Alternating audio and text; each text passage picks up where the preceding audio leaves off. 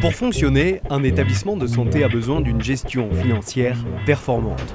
Le poste de facturier est donc un poste sensible qui nécessite une bonne connaissance de l'établissement et des procédures de prise en charge. Valérie était présente dès l'ouverture de l'établissement. Cette fonction est la suite logique de sa carrière. Je suis arrivée avec l'ouverture du centre. J'étais à l'époque à la réception.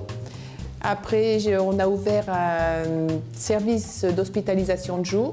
Au début, les premiers patients, on ne savait pas trop comment ça allait se passer. Et après, nouvel agrandissement et j'ai pris un nouveau poste, c'est-à-dire celui de facturation. Je ne devrais plus changer là maintenant, c'est bon. Le facturier prépare, contrôle et élabore les factures des patients.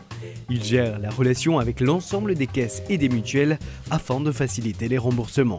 Moi, je dirais donc que c'est en fait la passerelle entre le poste d'accueil-réception et la compta.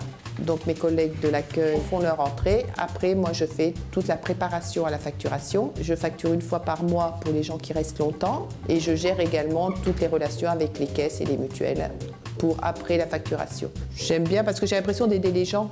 C'est pas parce que je leur demande de l'argent. Quand ils ont besoin de quelque chose, ils viennent me voir. Donc vous terminez, vous êtes monsieur ?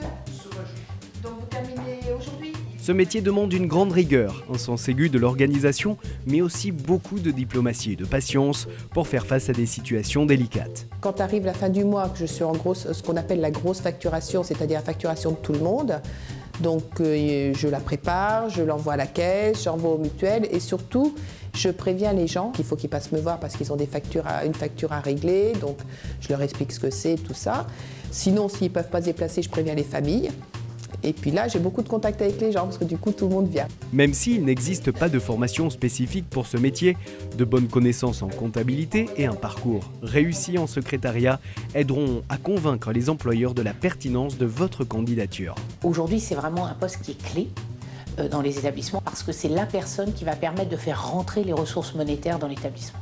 Je pense que l'empathie est quelque chose de clé parce que certes on est là pour faire rentrer de l'argent dans la structure, mais je pense qu'en plus de la patience, il faut avoir la capacité de voir la détresse. Il y a besoin de pouvoir identifier cela et d'avoir une réponse appropriée par rapport à quelqu'un qui est de très bonne foi mais qui va vraiment demander un accompagnement. Et auquel cas, bien évidemment, on met en place un accompagnement, on met des délais de paiement, on met tout ce qu'il est possible de mettre en place pour ces personnes-là, ça ne pose aucun problème. Ceux qui n'ont pas de facturière, je ne sais pas comment ils peuvent vivre.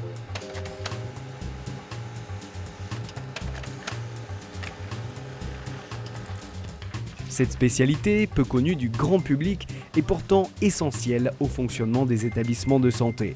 L'évolution de la législation et la présence de plus en plus importante du traitement informatique fait de ce métier une profession en pleine mutation.